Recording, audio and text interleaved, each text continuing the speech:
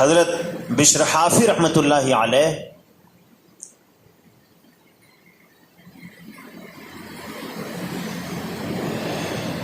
ان کا نام لوگوں میں اس طرح مشہور ہے جیسے نبیوں کا نام مشہور ہے۔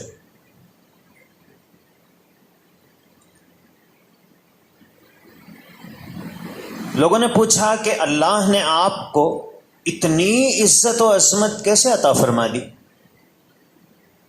کہ لوگ آپ کا ادب سے نام لیتے ہیں؟ کہنے لگے کہ میں بہت گناہگار تھا، شراب کے عادی تھے، ہمیشہ نشے میں مست رہتے تھے۔ ایک مرتبہ راستے سے میں گزر رہا تھا تو میں نے نیچے ایک کاغذ پڑا ہوا پایا جس پہ بسم اللہ الرحمن الرحیم لکھا ہوا تھا۔ میں نے اسے فوراً اٹھایا اور میرے پاس اس وقت صرف 2 درہم تھے۔ میں گیا اور میں نے عطر خریدا اور اس کاغذ کو جس پر اللہ کا نام لکھا ہوا تھا میں نے اسے خوشبو سے بسایا اور بہت احترام کے ساتھ میں نے اپنے گھر میں سب سے اونچی جو جگہ تھی وہاں رکھا۔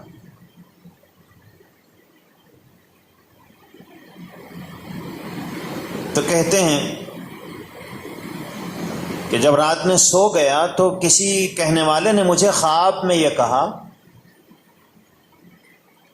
یا بشر ابن الحارث رفعت اسمنا عن الطریق، کہ اے بشر تم نے میرے نام کو راستے سے نیچے پڑا ہوا تھا تو اٹھایا، وطیبتہ، اور تم نے اس کو خوشبوؤں میں بسا دیا، لأطیبن اسمک، ہم تیرے نام کو بھی خوشبوؤں سے بسا دیں گے،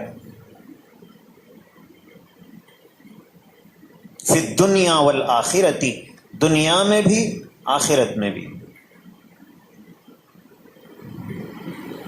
اللہ نے اتنا اونچا مقام ان کو عطا فرمایا تھا۔